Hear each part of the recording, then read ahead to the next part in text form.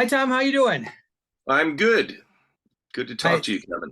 Yeah, I'm glad to talk to you. I'm really excited. I know you've been at this for a long time with guitar, multi instruments, all different things that you've been doing, and you have an album on the way here. So I want to take a quick moment to introduce people that are going to watch this video. Introduce them to you.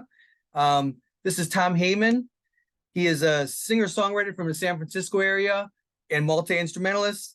He's about to release his brand new solo recording. What number is this for you now? What no? I This is all told. This is solo record six. Okay. Okay. I saw Yeah, three or four of them out there, and I want to be sure that I didn't misquote yeah. six. There's a couple that are floating around out there that on the merch table only sort of stuff. Gotcha. Yeah. All right. Six albums worth of material. That's awesome. That's so great. And so on October 6th is the big day, entitled Yes. 24th Street Blues. And thanks for taking time out of your day to talk to us. Sure. It's always fascinating to me to ask people how they when it was that first moment when they knew that music was something that was like the first time you picked up a guitar. It could have been a plastic guitar, a toy guitar, or a tambourine or something. The first time that music really struck you. It was probably when I was a little kid. There was a lot of music around the house. We had our own big family. There's six of us kids, and um, my sister and my older sister and I, we when we were old enough, we had our own sort of dancette style, all-in-one record player. And it was probably listening to a kid's record, probably listening to Peter and the Wolf or something like that, Yeah. or the Jungle Book, or and just like really, I would just sort of disappear into it. So that's when it really struck me. But there was music around all the time when we were kids. So as a little kid, you know, Right. And I would imagine that older, younger siblings that you're hearing the different music that they listen to and being inspired by what they were listening to at the time. well, sort of. I mean, I have an older sister, but we're kind of Irish twins. So she's only a year older than me, and so we sort of listen to the same thing a lot, and Yeah, then right. everybody else is younger. So you know, I You were influenced all the influencing younger them. ones for sure. Right, right, right. So then, so when was it that, after you started to be listening to music, started to play a little bit, when did you know that like this is something I want to, this is not just a passing hobby. This is something I want to pursue and I want to play. I want to be like this person or I want to be my own person. When did you? That's more organic. That's not something necessarily that struck me when I was like the first time I picked up a guitar, even the Right, first band I right. was in. Um, it was probably sometime in college that when I started to sort of play quasi professionally, that it felt like it was something that was just really a part of my life that I wasn't going to be putting down. So it was probably around then. Uh, first time I got paid. No, Right, right. if I was doing this for money, I would have quit a long time ago. So, Right, right. Um, and so were you in bands in college then on a yeah, campus I and was in doing? bands. I was in bands in college, and various kinds of bands, and yeah, and I played with bands in college, and I also played in a sort of a pro-ish blues band while I was in college with people that were not students. It was a sort of an off-campus thing, and I was really mentored by a guy who was just a terrific electric blues and acoustic blues player. And I was lucky enough when I was a senior in college to wind up joining his band, and I had taken lessons from him, and I sort of made a big leap in my playing between my junior and my senior year at college. And he just hired me to be a second guitar player, and so I really learned on the bandstand with him. That was a thing that was a big deal, and that was the first time that I was like paid what I would consider serious money, like more than $100 at a gig. Right, Like right. myself, not the band making $100, but me. you know, me getting paid $100 after 3 sets in a bar, and that was a lot of money to me. Um, and I just learned a lot of lessons that way. And this was a guy that he owned a music store, but he had been like a pro musician for a long time, and had the band he was in had played the New Orleans Jazz and Heritage Festival, and had, you know, backed up Otis Rush on a regular basis. Wow. So I That's a big learned. deal. Yeah. Yeah, it was they were kind of were a thing, and they still are a thing. They're still he's older now, and they're still a band, and they're still going, and um it was heavy stuff for me, and I was it was a great learning experience, and, you know, something that I really treasure. So Do you that, you ever, know, that was when it started to feel like a thing. right. Yeah. Do you ever cross Uh, paths with him now? And when he's gigging, do you ever show up at a gig and just say, "Hey, I got my Yeah, I guitar with mean, me"? it's like I live in California, and they're back still in central Maine, and so not in a long time. Not in a long Doesn't the time. opportunity doesn't present itself too often, right? No, not really. Well, No, geography. no, and you know, post COVID opportunities are you know, opening up again, but you know, this is the first time I haven't traveled a lot in a long time, so, you know. So you were in Philadelphia for before San Francisco. You spent a lot of time in Philadelphia, and you were in a band called Go to Blazes. So that was That's right. And these were guys that I went. These are all guys that I went to college with, and people that, you know, dear friends of mine still. And I consider, like, Philadelphia. Um, I I really spent my formative adult years there. I was in my, you know, early 20s when I moved there. We moved there together as a band. You know, we were like a waiting for we had a record deal when we moved there with a small but kind of hip indie, and we moved there about, you know, 3 or 4 months before the record came out. Didn't really have a lot of connections in Philly when we moved there. It made sense to be going there, just because it was inexpensive, and we could have a band house there, and it was sort of centrally located, and we just sort of rehearsed for like 4 months straight when we got to Philly.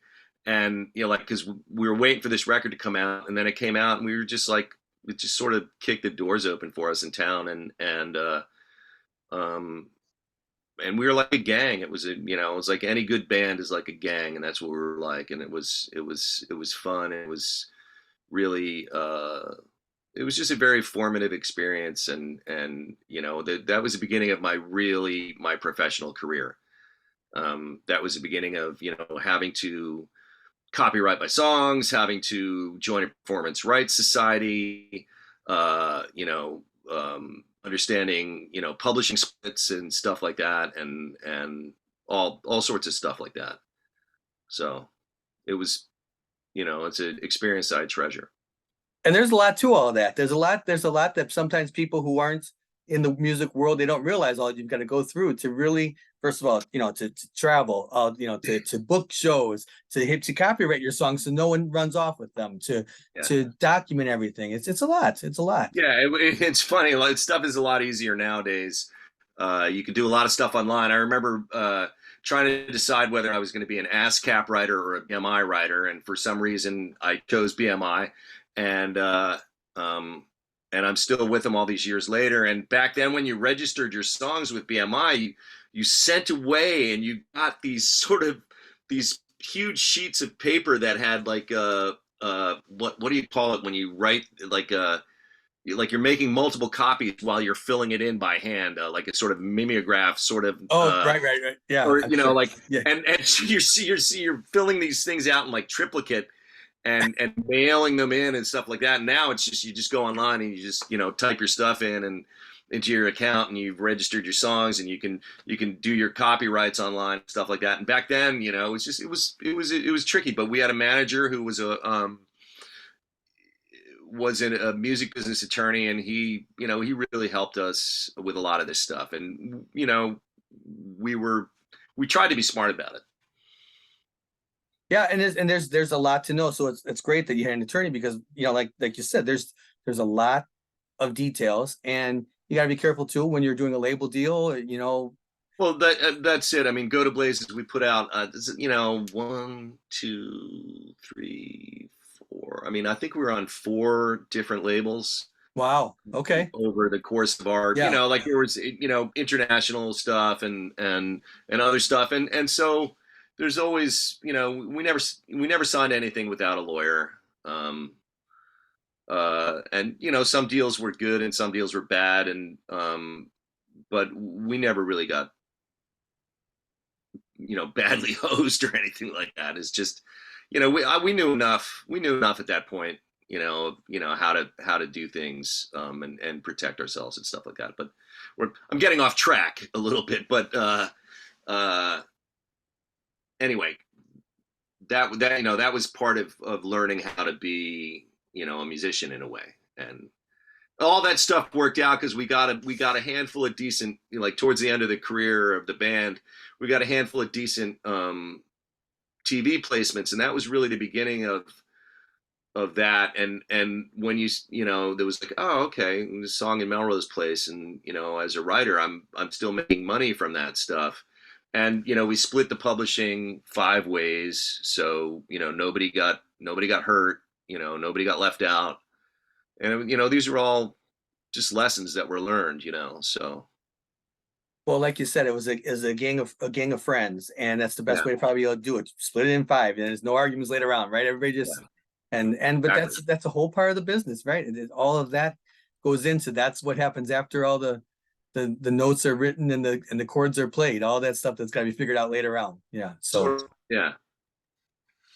so you did a lot of touring with that band also. I mean, not just in the US, but you were in Europe too, if I understand correctly. You traveled around, you know, Europe and the Yeah, US we quite a we hit while. the United States, you know, a lot of stuff on the Eastern Seaboard and into the Midwest, but we did, you know, we did circle the country a couple times, and we had a really good record label in Germany that we licensed stuff to. So we did, you know, a handful of decent sized tours over there, and you know, that was really fun and kind of, it was, in its way, it was easier than touring the United States. The drives are a little mellower, and at that point, you know, we always had a driver, so you know, and a sort of a tour manager, and we were on a bus for one of them, and it, you know, so it you know, that takes some of the stress off the stuff, and we were a hard partying crew of guys,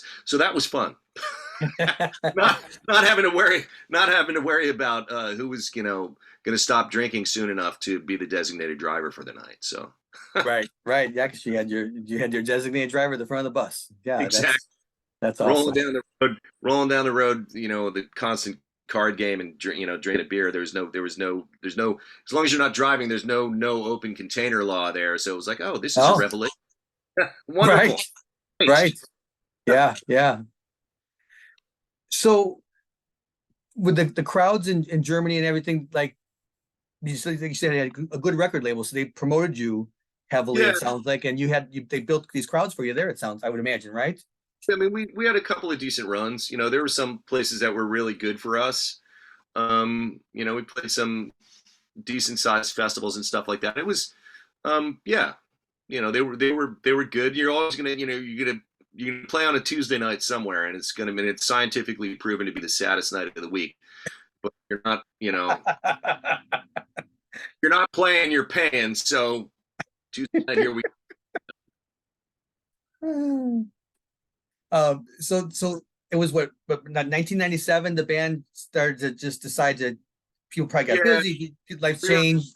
we were on a, you know, people needed to move on, so we broke up the beginning of 1997. We knew we were gonna break up, and we actually did a tour after we did a European tour after we broke up because it had been booked already. And so, you know, we, like 6 months after we officially broke up and played our final show in the United States, we went back to Europe and did a, you know, a month long tour, and it was kind of just because we didn't want to we wanted to honor the deal that we had made with our agent over there and stuff, and it was a nice way to go out, actually. It was Right. kind of, so And we reunited one time in 2001 to go back over there and play a festival, and that was great fun too. And we're just remain friends. We stay in contact, and so it was great. But that was it. It was over in 1997, basically. And then you hung out in Philadelphia, maybe what, another year? Then you decided to go to San Francisco. Yeah, for about a year. I was there for about a year trying to figure out what I was going to do. Uh, it it's hard for it was hard for me because I really identified myself as a musician, and all of a sudden I'm without a band. And in Go to Blazes, I didn't sing. I was the lead guitar player and one of the primary songwriters. There were two. Ted Warren, the singer, was the other primary songwriter. So the two of us, split the load on that, and I, was just the string strangler. And I didn't sing because he was just, for various reasons, he was just such a good singer that it was hard. I just didn't even want to open my mouth around him. I didn't need to. Come easily to me, and it seemed to, music seemed to come very easily to him. And it was just, why would I try and, I just didn't. I sang by myself. I'd sung, in my bedroom. I sang when I made up the songs, but that was it really. And when I decided to move to California, I resolved at that point to learn how to sing my own songs. And I was very determined to do that. It just took me a while. And that was, I think that maybe one of the reasons why I left Philadelphia. Philadelphia is an absolutely great city. It's one of my favorite places. It's a big, complex, wonderful city that has a lot of everything. I just felt kind of exposed there, and I moved to California because I could start again without a bunch of eyes on me. That makes a lot of sense because, like you said, you're in a city that you've been in for a long time, and the whole scope of your career is changing. You're going from being a part of a band, being part of a larger unit, to saying, okay, now I'm going to promote my music, and I'm got to be the front person because I'm looking to my left and my right, and it's me. I didn't have a master plan. I just, it just was in the back of my mind. I have to do this. So I did, and plus that's not the only reason I moved to San Francisco. I had some connections in the city, and I was, the woman that I'm married to, who also did the artwork in the songbook. We had been carrying on a sort of long-term, long-distance relationship, and she was born in San Francisco, and she was in Oregon, and we just decided to give it a shot in the same place, and it being San Francisco. And that was the biggest reason why I moved out here. I mean, I was chasing a love affair. So Love will do that. Love will bring you to a different city. Yes. marriage. Yeah, that's awesome. So how did you choose? I mean, I be honest with you, I've never been to the Mission District, but I know this album is all about life. It's a concept album. How did you? I had a sister that lived here. I didn't really choose to live here. It was where I hung out when I came here because my sister lived here and some other friends, and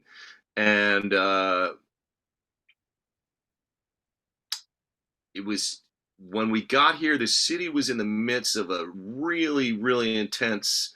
I'm not going to say it was the first, but it was the first .com boom. Yeah. Not the first, but it was a .com boom. Sure. And the sticker shock, after Philadelphia was mind blowing. I mean, I never paid more than $200 a month rent or $250 a month rent when I lived in Philadelphia, and that was with roommates. And if you wanted to live alone in Philadelphia, you could get an apartment for $500.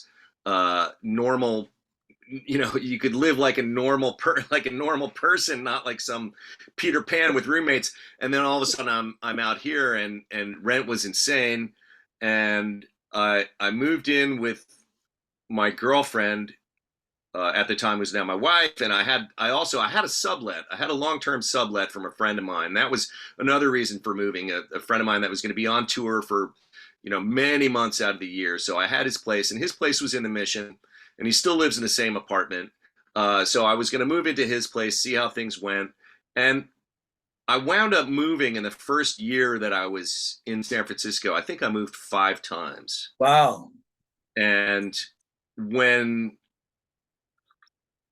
we finally found this place that we live in now, we just jumped at it, and we've been here ever since.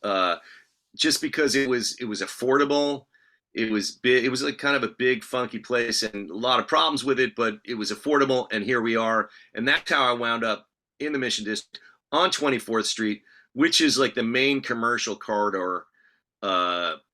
It's like one of the main commercial corridors in the Mission, and it's where I've lived ever since. So it wasn't necessarily by any sort of design. If Right. Affordable place had opened up in the Richmond or in the Sunset or in Noe Valley, it might have been a different record. It might have had a different title. Yeah. Right. and thus you have it. So it wasn't necessarily then, it was really more of a decision to, with your future wife to meet there, kind of meet. She was from San Francisco. And so it wasn't like, oh, maybe I'll go to Los Angeles and see what happens over there with the music scene, or go here or go there. Or I had some connections here, and I'd been coming here. I'd been coming to the city since I was a young child. In one way or the other, my dad was out here for business in the late '60s, and he brought me and my sister with him, and we came again, when he was out here for business again, and then I was here on tour. I was here, I hitchhiked most of the way across the United States when I graduated from high school, and wound up here because I had a friend out here, and so the city got its hooks into me when I was very young, and it felt somewhat familiar, and I knew, knowing some people where you're going is extremely helpful, and I did. So I had pretty decent friends in the city, and so that made the transition here kind of helpful. And I wound up, I very quickly found myself playing in bands, doing a sideman thing here, and that really helped me as well.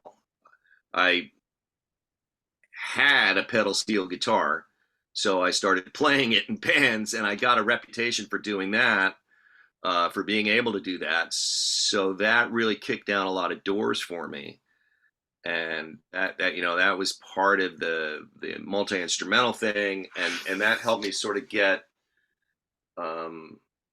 acclimated to the city.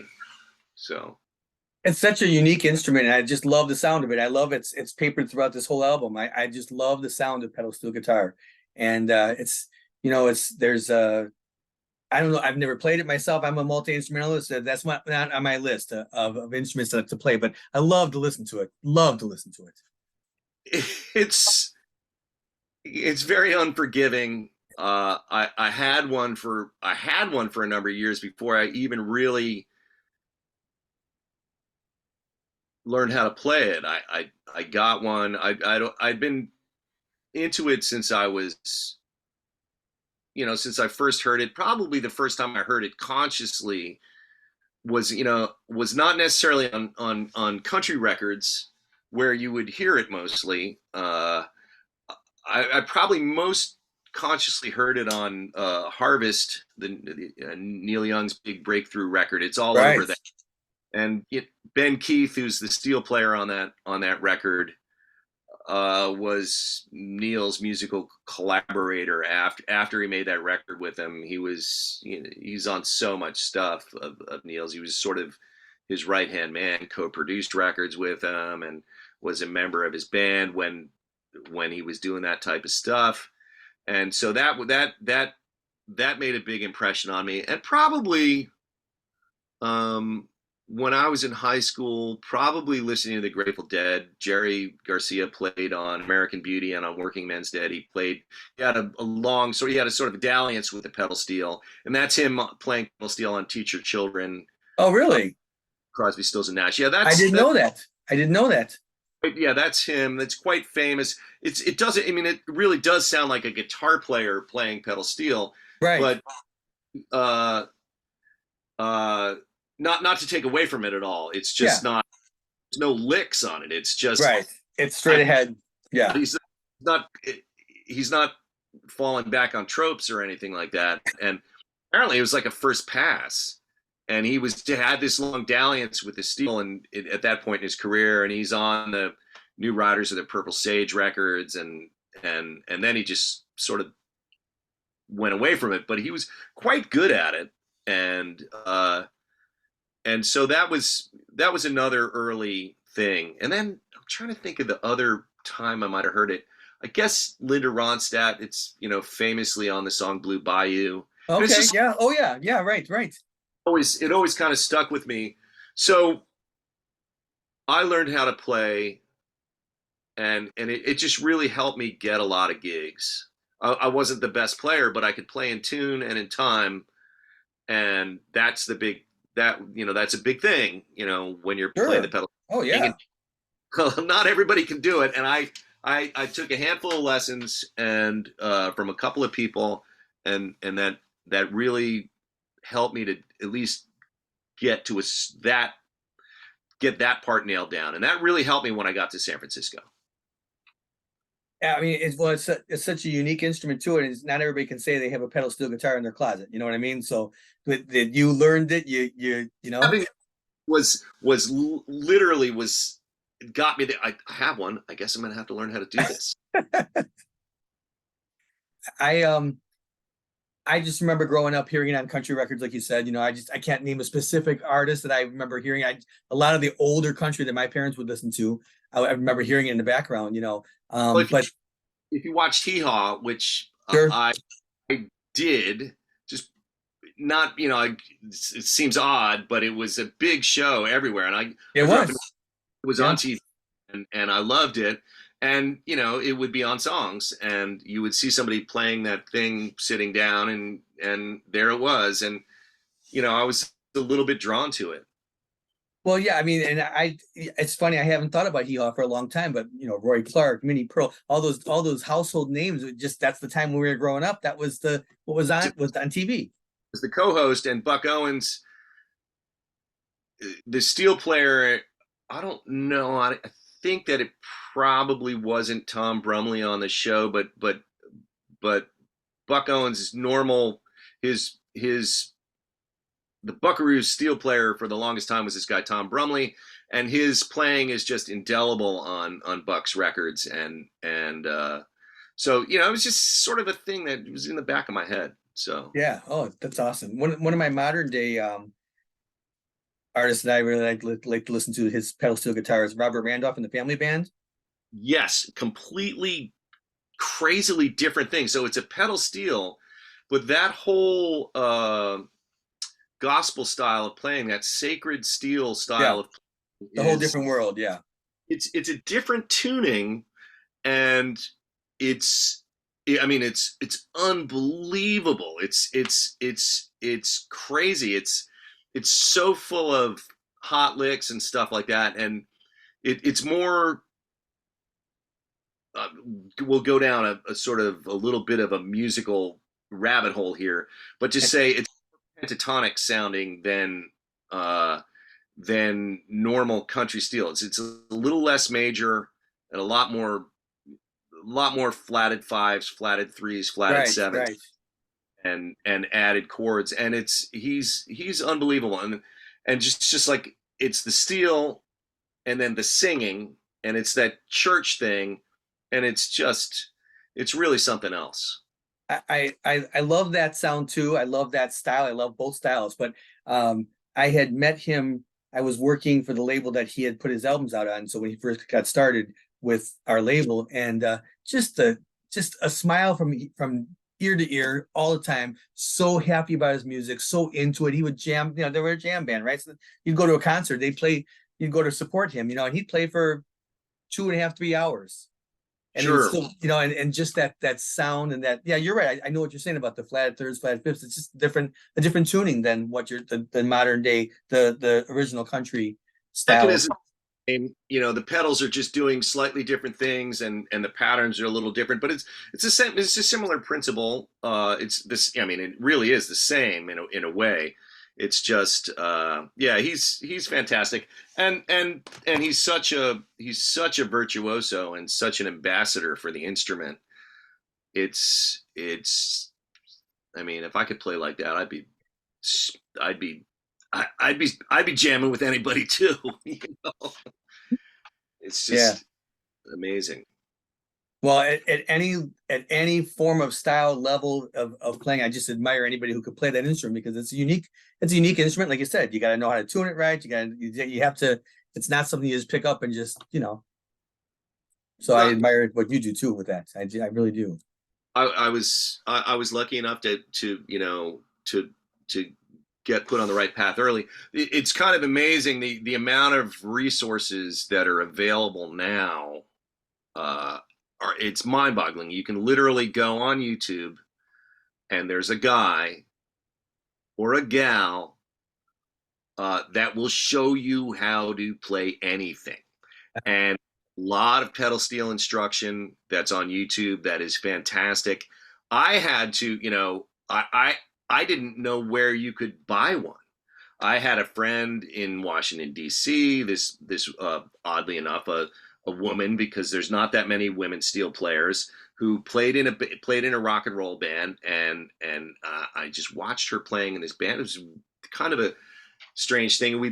I'd played with her band a handful of times. We became friends. I had her number. I called her up. I was like, Diana, how do I get a pedal steel? And she told me how to do it. She said, don't go to the pawn shop and buy it. Don't buy a Showbud Maverick, the student model. Don't do that. You'll spend $600 on that, or $400, and you'll be sorry that you did. Get one of these student models. Here's the number. I call up the number to this guy in Missouri who's basically hand builds the Lexus of steel guitars. He sent me a catalog for his student model. I sent him a deposit, chose my color. 3 months later, it showed up at my house, and there it was. And that's how I learned. And then there was a book that you could buy that had a flexi disc in it, and I just sat there with it trying to figure out what to do. And now all of that stuff is just like right there on the internet. But it's like anything, that's why there's so many wonderful kids that can play any instrument just crazily good now. It's because there's so much resources. We can lament about the internet all you want, but there's just a wealth of amazing stuff out there right now, and it really can advance you as a player. And it was just like, when I was coming up, you were on your own, man. You had a catalog from a music store that, Oak Books puts out Winnie Winston's pedal steel book. Maybe I can order that from the music store. Right. So I do some teaching, and I'm not a guitarist, but I teach woodwind instruments and vocals and everything. And it's so interesting when I tell these kids, when they bring a piece in to play along, I say, look it up on the internet, find the exact arranger of this pop song that's been arranged for concert band or whatever it is, marching band. And you can do that. Back in the day, it was the band director had to have a piece of vinyl to play or loan you a cassette so you could hear how you fit. And saying, now you can go home and have the whole band playing along with you. Makes it a little more exciting to practice solo, It said, exactly. It's just the fact that YouTube has a function where you can slow it down. Right. It's like, what? Look, I had to put like a nickel on a arm of the train. Records I ruined. Yeah. Yeah, it's amazing. It's amazing. Like you said, say what you want about technology and internet, but there are some nice things to pull out of that.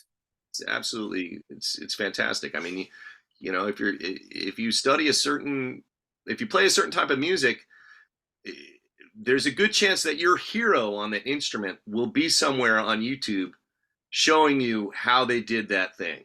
Right. Right. If not on there, some other guy is on there showing you how they did that thing.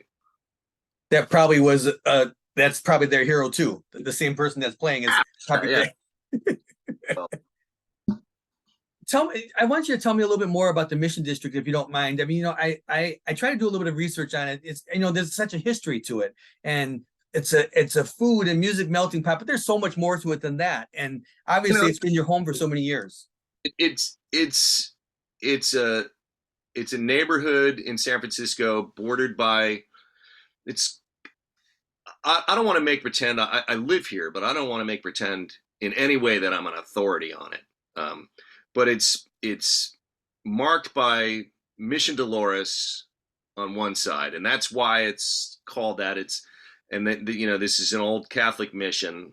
You know, goes back to, you know, very very very early San Francisco, and then it's Mission Dolores, and that's a Catholic church, and that marks one side of it, and so San Francisco is a city of neighborhoods. It's the Fillmore District, the Mission District, Noe Valley, the Excelsior, Visitation Valley, the Inner Sunset, the Outer Sunset, the Richmond, and this is just it's just you know, it's a neighborhood. It's also Mission Street, you know, is the main commercial hub. Valencia Street is the other commercial hub. There's a large Latino population, a lot of taquerias, a lot of other Latin food places. You know, high school. There's a high school. There's Mission High. Friends of mine's kids just graduated from there. Mission Dolores is famous for being in, I want to say it's in Vertigo, the Hitchcock film. Yeah. And, you know, there's a handful of clubs here. Carlos Santana got his start here. His family, I didn't know that either. I didn't know that. So, yeah, he's from the Mission District. This is his hood. You know, a bunch of other cool bands. So, you know, it's just the neighborhood that I live in. And I don't know what else to say about it, really. I love it here. You know, it's not without problems, just like any other city or any other city. So, I live outside of Chicago, and people hear Chicago and they think about gangsters. You know what I mean? So anytime you hear about a shooting, there's shootings every day in every city. You know, unfortunately, in our world, there's so much that happens. Where are you outside of Chicago? I live out in west of Schaumburg, like west of Woodbury. I live in Bartlett. Okay, Chicago is one of the best cities in the United States. It was my favorite place to visit, a favorite place to play. It's one of those cities that hasn't had the middle class completely hollowed out of it. Yeah. I always think of Chicago as that's a place where people go and do things. Like if you're in a theater company, people go out and see it. If you're in a band, people go out and see your band. People go see stuff, do stuff, and it's such a great place in that regard. I love it. I've been my whole life, you know, been here. You know, out in the suburb. I was born in the city, and then my parents moved out to the suburbs. But I mean, you know, Chicago, where suburbs, where it's just a whole big melting pot of music. Yes, there you go, Chicagoland. When I look up something, I look up Chicagoland. Exactly. Harder to get across that area now when you're passing through than it used to be. Oh yeah, yeah, for sure, for sure. And I know that you were taking your music here like before the pandemic, right? In 2019, I was looking at you had your tour dates on your website, and you'd done some Yeah. shows in the Midwest for a while there in 2019, I think. I was touring with my buddy Dan Stewart from Green on Yeah, Red.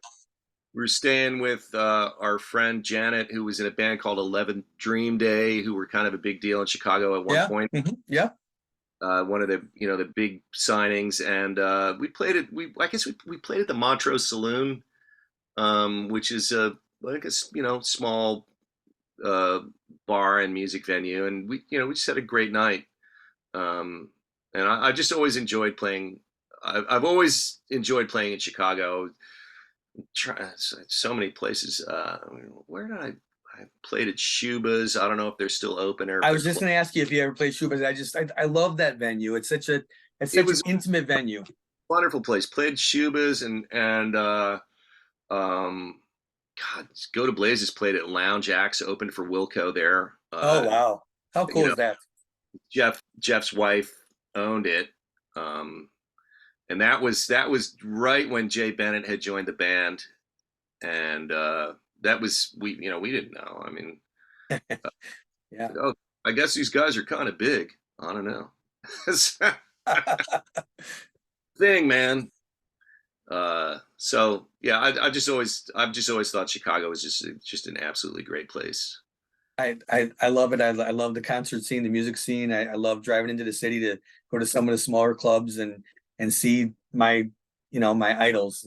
Play these tiny shows sometimes. Sometimes they'll take the show off the big stage and put it into a small room, or just to hear up and coming bands and And it's mid-sized bands. it really is.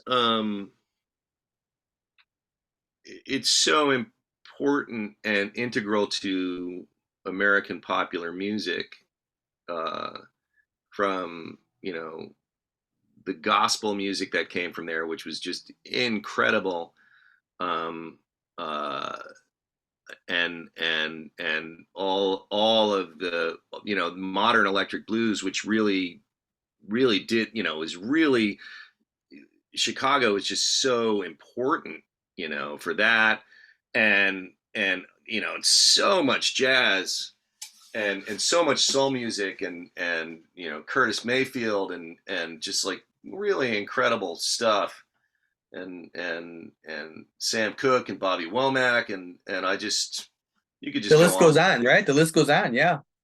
I mean, like I'm leaving stuff out that's super important and I can't think of it right now, because but it's always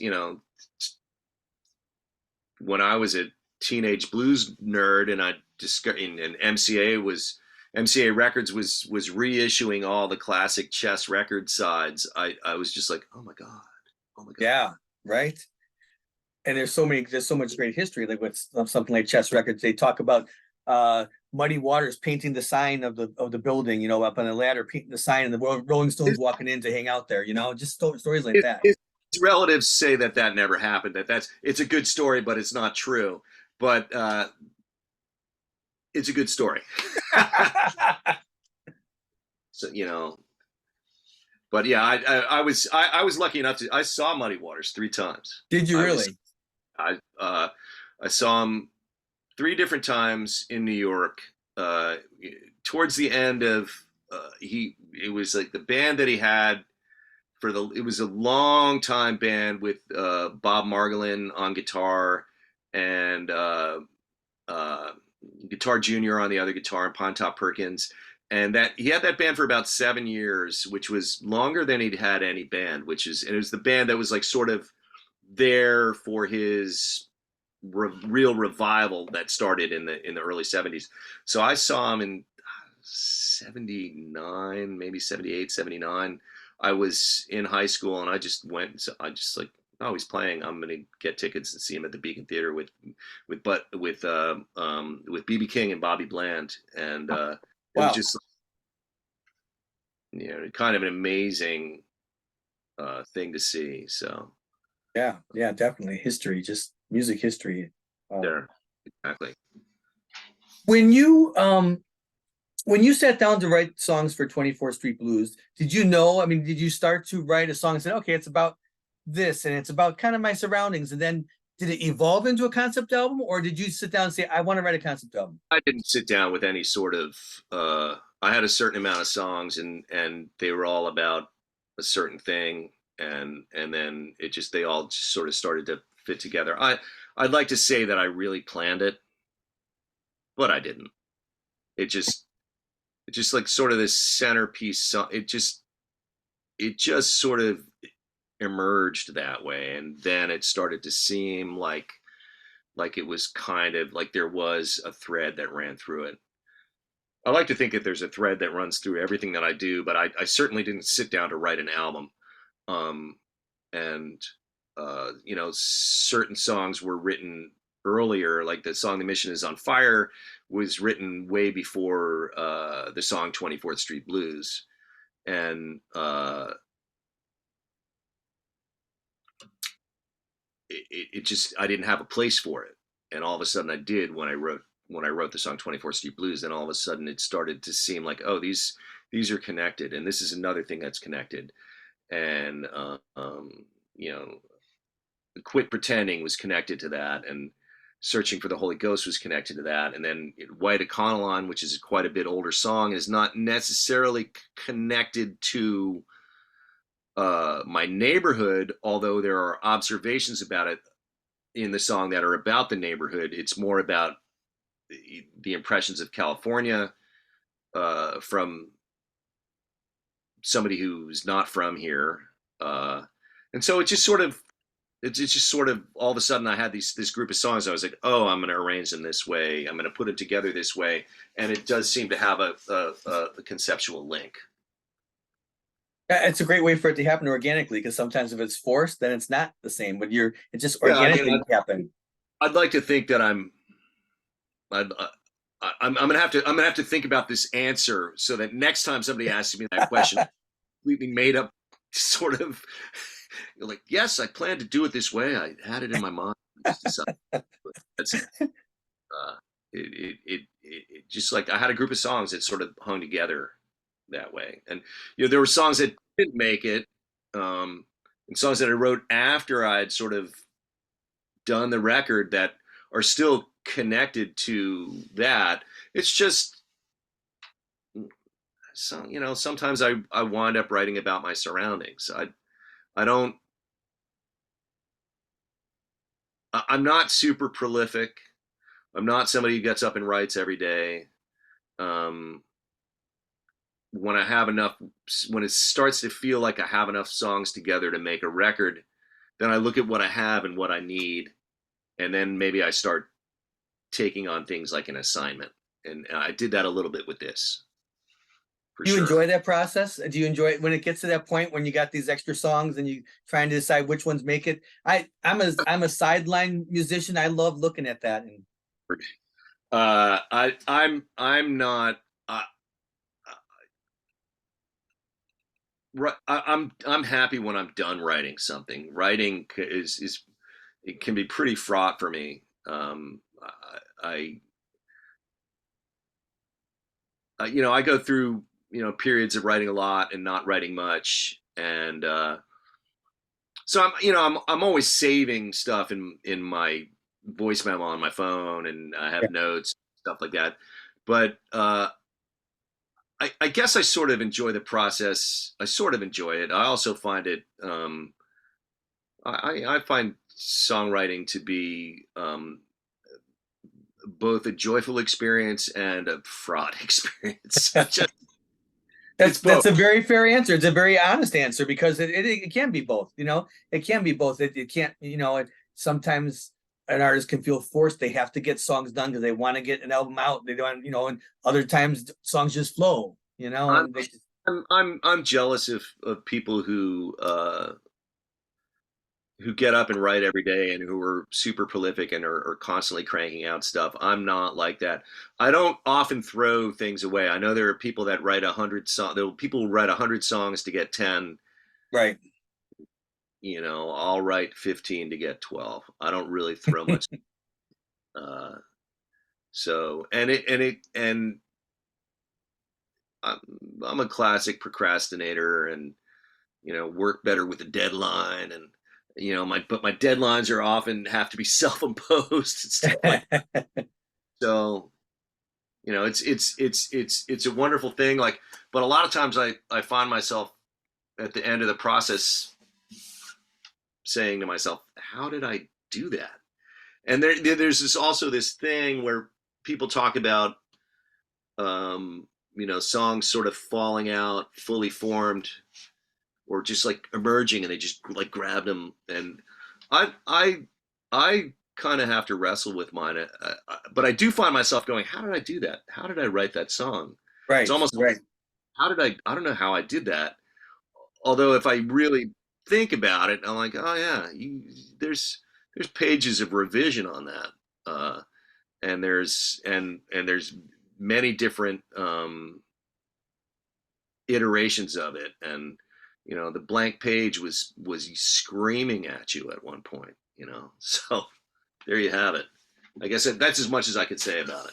No, I think that's very interesting because you know how you talk about 15 to get 12 songs versus 100 to get 10, whatever the case is. I think, and I sincerely mean this, as I listened to the album, your lyrics, I really enjoyed them. They made me, because I started to learn the stories about the things and the people you were talking about. And I got to a chorus or I got to a verse and kind of listened to lyrics more than, I listen to a lot of music, and sometimes the tunes in my head and whatever. But I found myself really early on gravitating to the lyrics because they were interesting. They were the words you used and the stories that you told. So maybe 15 to 12 is a good thing because those 15 to 12 are really polished songs that you really thought were thoughtful about.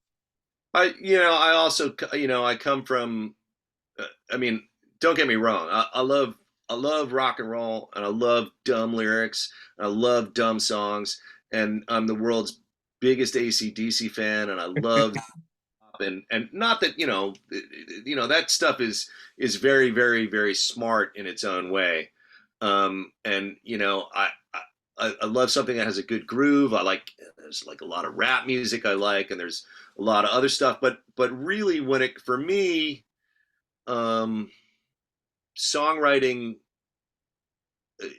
I, I gravitated very early on to sort of storytelling songwriters, and there has to be like a direction and a point of view, and for me there has to be something being in a certain kind of song. If I'm writing a certain kind of song, there has to be an arc to it, that tells some kind of a story, and maybe part of that is a product of having an English degree, although I don't want to attribute really anything to that. I am just completely misspent youth and education. But there is that, and then very early, very early on when I was really really listening to music, I really liked Warren Zevon. I really liked, a big record for me when I was like maybe when I was really starting to listen to records in a focused way. I think my parents had Nielsen. I can't remember what it's called. I think it's Nielsen Does Newman, and it's Harry Nilsson singing Randy Newman songs, and also Gordon Lightfoot was a big record around the house, and so I really gravitated to that. And those are songs where the lyrics are upfront, and Warren Zevon makes no bones about the fact that if he hadn't been a songwriter, he would have been a mystery writer. Idolized he idolized I can't remember if it was Ross McDonald or John D. McDonald, one of the classic, I should know the answer to that, and I'm going to make sure that I know that after I sign off. Can't, but his songs tend to tell stories and create vivid characters, and a little bit of that is important to me. And I also enjoy being like an unreliable narrator in my own songs. So I love that as I listen to it because words would jump out at me that help to tell the story. I realized, how you're driving a car, you're going somewhere, you have music on, you're listening to it, and lyrics could start to just kind of meld. You're hearing the melody, and going to the beat. And all of a sudden you start hearing words popping out and you're like, okay, let me hear more about this. Let me understand more about this character. And that's what I found myself doing with your album. Seriously. Well, Really did. that's really good to hear. That's you know, I guess maybe I'm doing something right. I don't know. I really enjoyed that. I enjoyed the stories. Your lyrics brought the stories to life, and I really enjoyed that. I enjoyed the melodies. I'm a music guy. I enjoyed the melodies. I enjoyed the playing, but the lyrics were jumping at me. They really were. Well, thank you, Kevin. And I sincerely mean that. Thanks.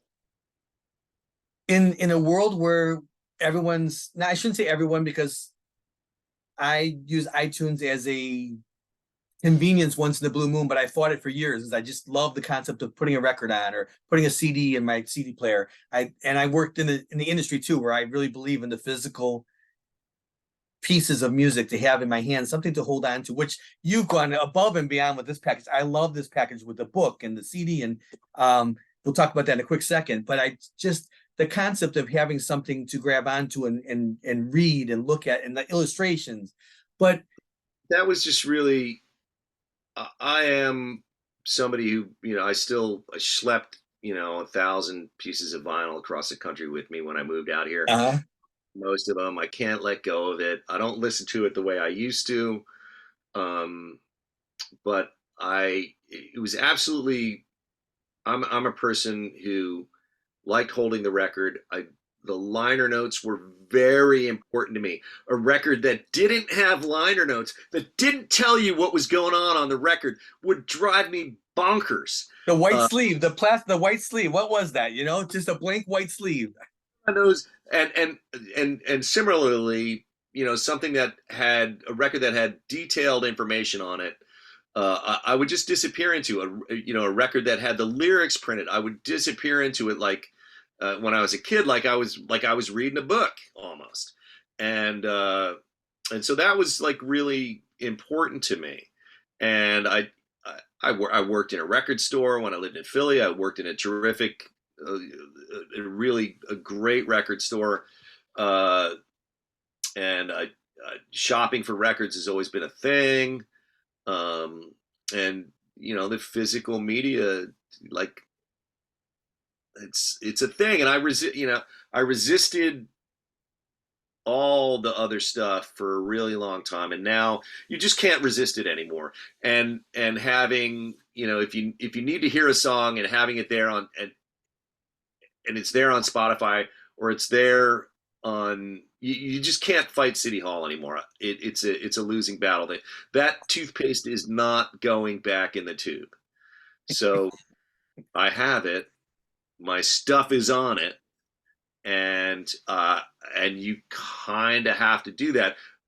That said, I still enjoy having the physical product, and I learned to play music early on by going to I would go to the record store, or I would go to the music store, and I would buy the sheet music, or I would buy the book of the album if I wanted to learn it. So Harvest is a great example. Had that Neil Young record in the songbook form. Looked exactly like the record. Same artwork, except more stuff inside. More photographs. Had to have something on the facing page. And so it was just something else to look at when you learned a song. And also, what's that weird chord in Old Man? Oh, it's this. It's a strange F chord with a what was it? It's like is that a major? I guess it's kind of a major seventh it's a major seventh also with a sixth in it, and it's like, oh, okay, I wouldn't have been able to figure that out without the book, and there it was, and so that was part of the reason for wanting to make the book. And it's a beautiful book. I mean, everything about it, the illustrations that your wife did, the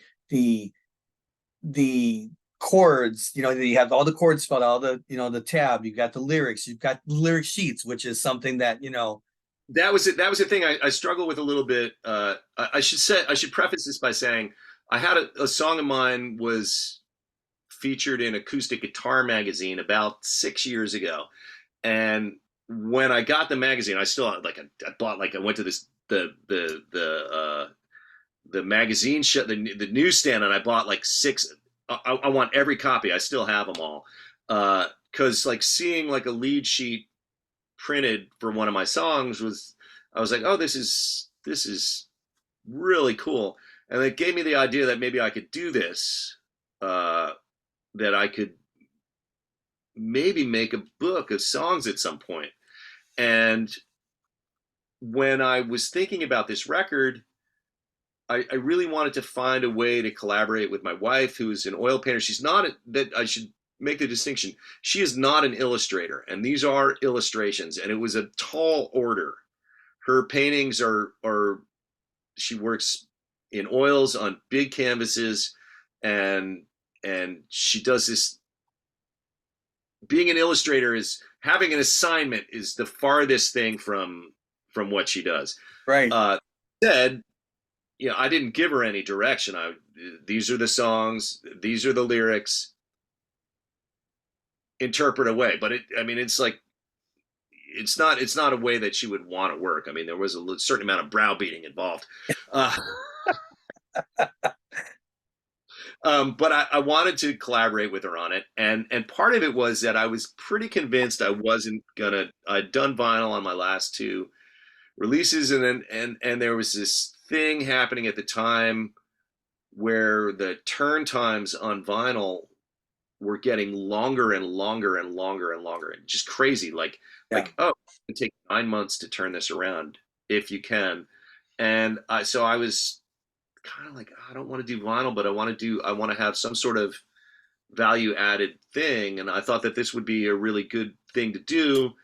And it was sort of the advent of publish on demand. I didn't have to go to a press and order, a run of 1,000 books, because I didn't want to have 1,000 of anything in my house. Right. Because then Right. I get up every day and be just staring at, boxes of failure. And so you can print on demand now, and that's kind of amazing, and it's attainable. And vinyl is expensive, heavy, and fragile. So I was like, I'll do a CD and a book, and they can buy the book, and it'll come. I'll have a download if they want to do a download in a book, but I'll have this physical thing for them to sell. And then I decided to make vinyl anyway. You did make vinyl after all. You did. So the various bundles of this package will be available from my Bandcamp page. So I did make vinyl, and I'm really glad that I did.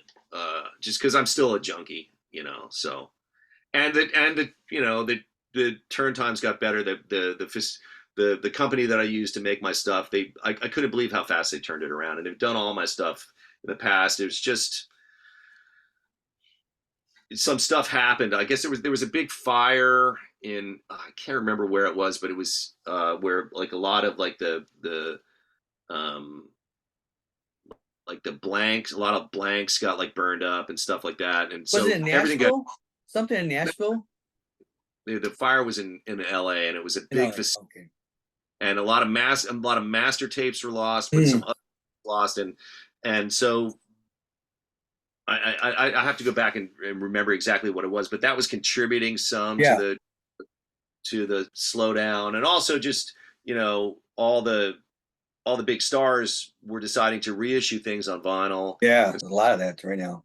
And all the major labels had gotten rid of their own. They used to have all their own pressing facilities, and they got rid of them a long time ago. And so they started going to these independent presses and just saying, hey, we've got this huge order, and small businesses are like, they're going to bump the smaller artists out of the way to get the Taylor Swift record out on vinyl, So, but I was surprised at how fast the turn time was on this, and so it was good. It caught me by surprise, actually. Well, I'm glad that you did the journey to not make vinyl to make it, because if you hadn't done that, you wouldn't have this beautiful book. This book, you might not have done the book. You know what I mean? You were thinking of something different, or unless that was definitely part of the plan.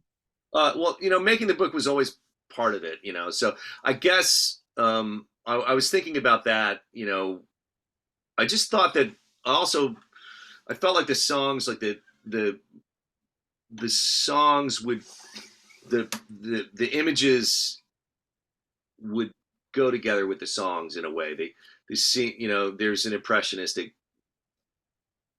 element to it, and so yeah, I think the book was always going to be there. That was my concept. I really do love the book. I can't tell you if I had if there were 25 or 26 hours in a day, I so badly before I listened to the album, I just wanted to start just playing through the chords and just seeing how you write. I just kind of wanted to just sit at the piano and just chord it out a little bit, then listen to it. It's pretty fun. I mean, that was the unnerving thing for me, was having to go back and check the work to see if it was done right. Now I can read music on a very, very, very rudimentary level. You put a treble clef in front of me, I can tell you what the notes are. I can Right. tell you what the values are. I can sort of play a sequence of things, and that goes back to taking piano for very briefly when I was very young. And I can sort of work my way a little bit through the bass clef on things. I used to be able to know how to read that, but I can't really write music. I like I said, I can put the notes on the staff, but I had to somebody did this, transcribe the material for me. And I know that it's gotten a lot easier nowadays. Like, there are programs that you can use to really organize it. Sibelius Right. and other, I think there's other software programs that can really that can really clean it up. And, but I had to, the transcriptions were done by this guy, Adam Perlmutter, who's I think he's the editor in chief of Acoustic Guitar Magazine, and he had done the original transcription. And I went back to him and said, can we do this? Is there a way to do this? And I got him to do it, and I had to then I had to go back and check his work against my work, and there were no mistakes. There were a couple of fingering things in the tab that were a little bit, that were interpretable, but it was kind of this thing. But I had to make sure that it was right, and that was harder for me than proofreading the lyrics, Right. which I always get wrong anyway. You can't really proofread your own stuff. You can, but your mind just fills in the blanks. Sure. If there's a word missing or something like that, or something misspelled, a lot of times you go right past it. You go overlook. Right. Yeah. Look at, because you're fixing it in your mind. But the music, checking the music was a task, and I wanted to make sure that it was right. So Well, see, you were very studious about it, because sometimes with some of the labels that would make these books or these sheet music, I always felt that it's sheet wrong. music. It's always wrong. Yeah, well, and sometimes I'd bring them to a concert or something. They have, got a nice picture on the cover of something. Have one of my favorite bands, signing, because it's a conversation piece. The sheet music, to bring that, I always try to bring something different than just the CD or the album. I would bring the sheet music. I would bring whatever it was, 45 cover, and they would sit there and they'd look it over. I mean, a couple times with bands, they go, "Those are the wrong chords. Where do they get those chords?" And they would be a big conversation piece. I think that's a thing. It's uh, I, I think if you had like a record deal and you're putting out records, you know, there would often be a book that goes with the music. It's part of your publishing deal. Right, So like Neil Young is on Reprise, that's connected to Warner's, I think, right, and so the book would come out and it'd be published by Warner Brothers or Warner Music or whatever.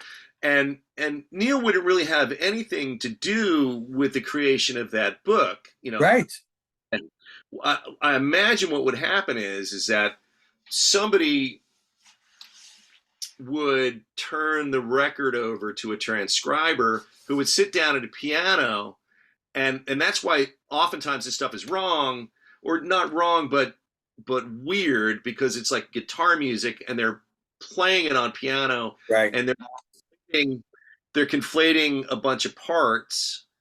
You have to sort of decide what's going to be what, and they're not accounting for the fact that the song is in F, but Neil is playing it in the key of F, but with a capo on the third fret, and it's Right. out of shape, so you get those ringing notes. And back then that stuff really wasn't in the book.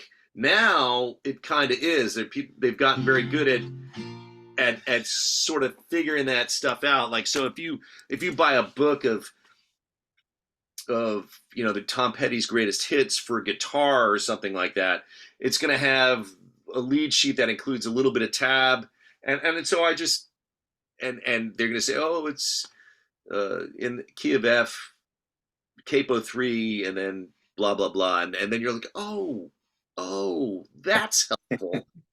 Right. So that's kind of how I approach this as well. It's like, I thought about, if I'm making this book, oh, maybe I could just make a book of lyrics and have a book of lyrics with some pictures that went along with it. And I didn't really want to do that. I wanted to sort of go deluxe with it. I'm like, this is songbook. I'm going all the way. Well, deluxe it is. Deluxe it is. I just from even like you said, your wife is not necessarily an illustrator. But she listed everything that what she used. It was so neat to read that even. And I'm not an artist, but to read what kind of, what she used to make the drawings. And that was part of it for me too, is like that, that's a liner note detail. That's amazing. Love it. Love it.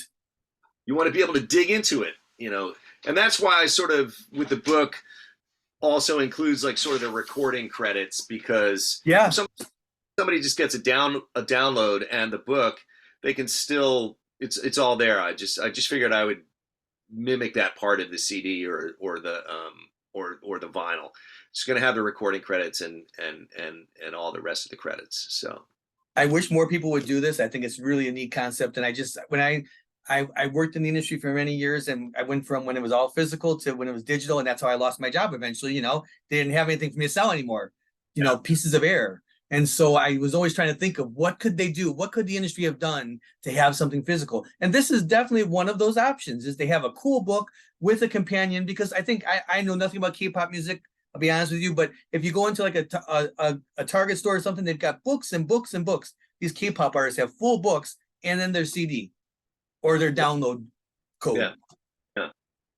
And it's just like, I wish there was something else that the industry could have done to recreate a physical item to purchase. And this is along the lines of something to buy.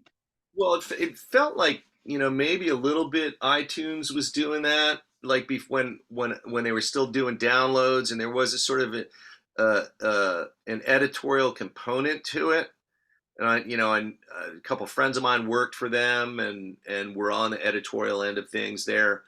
But it wasn't quite the same as listing all the personnel and stuff like that. Right.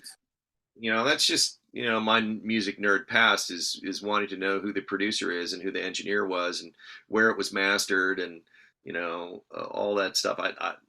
That's just me. Other people, don't really care about that stuff that much. But I think there's a lot of people like that. I agree. I'm the same way. I am the same way. It's so interesting to see who the backup singers are, who the backup guitarist is, who's doing this, who produced, like you said, who engineered it.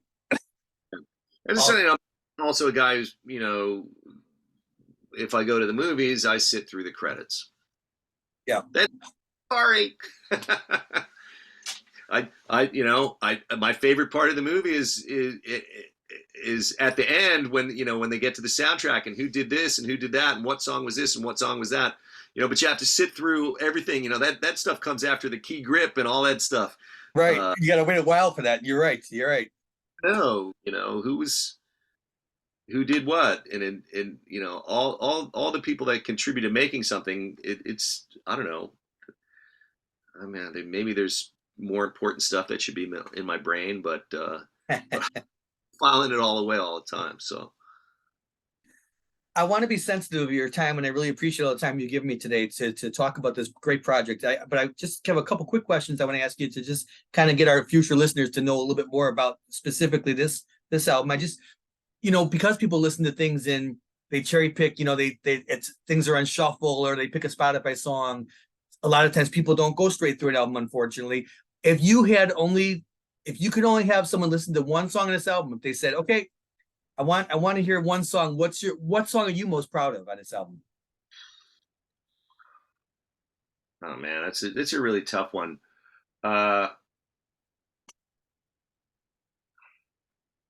all right, It's a hard. They're all like babies, right? They're all. would probably I would probably it'd either be The Mission Is on Fire or the song White at Econoline. Um, Either one of those two probably, just because of a combination of the way they're arranged and played, and also the way the story folds out. Wait, can I change my mind? Wait, sorry. I don't know, man. Probably those two. Uh, I'm not quite sure why. I really like the song "Quit Pretending." It was that was probably the easiest one that I wrote for the record. I sort of had this chord change and melody kicking around, and it did come a little bit easier. One of those three. One of those three. Sorry. It's a tough question because you wrote all of those songs obviously, and they all mean something different to you. So I'm sure it's a difficult question, and I ask the question just because I guess I think of the old school of the single. Not that we're looking for a single in the world, but like what songs pops out to you, like for someone to get that chance to listen to and say, "Wow, I want to hear more on this record." But probably The Mission Is on Fire. Then I think it's pretty tight in terms of the way it tells a story very quickly, and it's what is it? It's not the shortest song, but it's a pretty straight line from point A to point B in terms of telling the story, and it sort of encapsulates a lot of the themes of the record. So. Bohemian Rhapsody wasn't a short song either, and look how that song turned out. You know what I mean? It doesn't, you know. It's true enough. True enough. So I guess I wanted to ask you also then, when you had all these songs and you put them together and you said how they came at different times, then did you decide that the sequence fit the concept, or did you that's the sequence of the songs when you put that together? Was that hard to do, or was that? It wasn't super hard. It wasn't super hard. I kind of knew. I toy with it a little bit, but it always felt like the title track, the first track, the 24th Street Blues, was just going to set it up. And you start with a certain kind of song. I knew I was going to end with a certain kind of song, so the vinyl ends on track 11, not on track 12. So if people need to buy the CD so they can hear the single Extra, right of Desperate, but the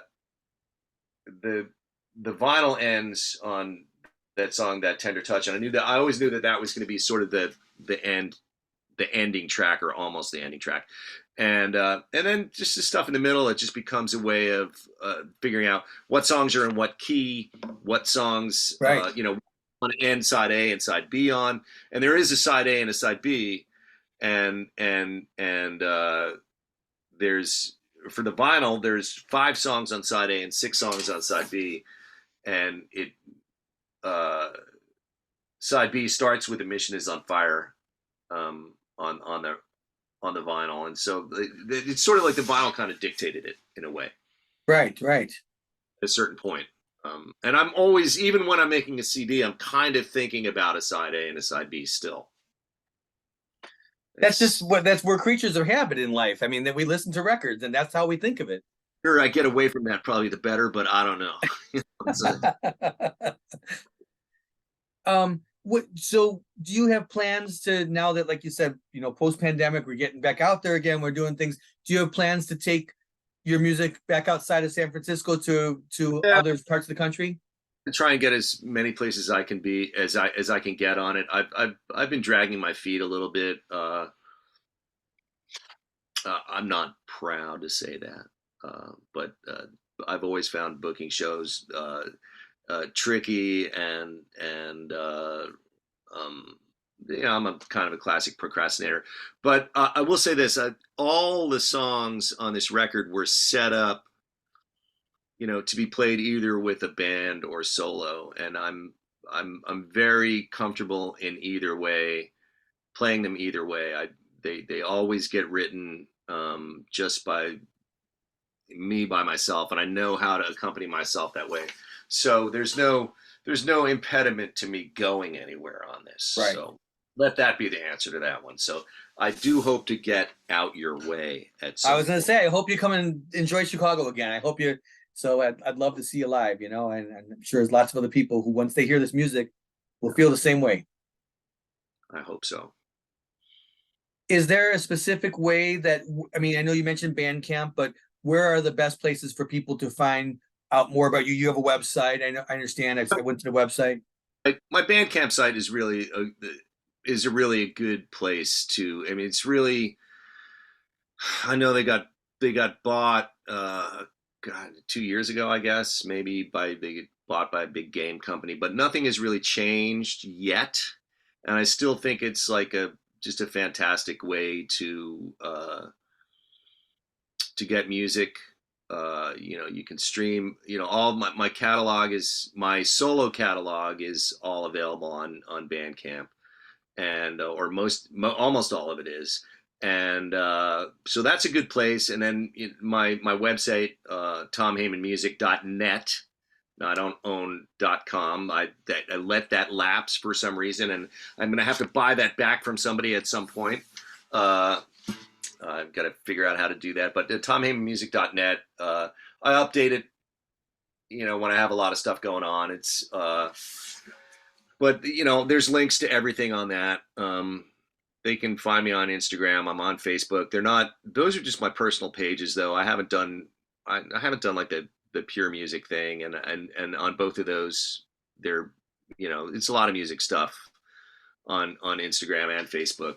But Bandcamp or my website are the best places, really. And with Bandcamp, they just search you by name and they just find you. You just have and it just pops right up. Yeah. Fantastic. Well, Tom, I thank you so much for your time today. Very interesting story about this music and the songs and the process. I really, really enjoyed hearing about it. And I want to encourage people to go out and check out 24th Street Blues October 6th, correct?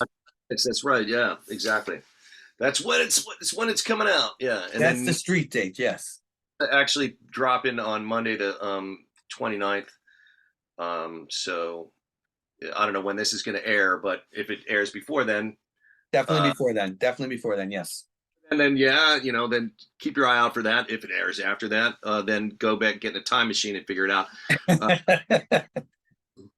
October 6th. That's when it's going to be out. And so, yeah.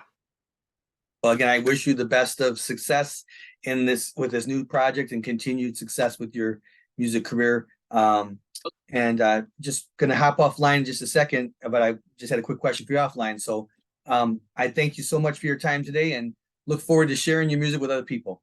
Thanks for talking to me, Kevin. I really enjoyed it, and I enjoyed all your questions, and it's been a fun way to kill a little bit of time. If we can get somebody to listen to this whole thing, mission accomplished.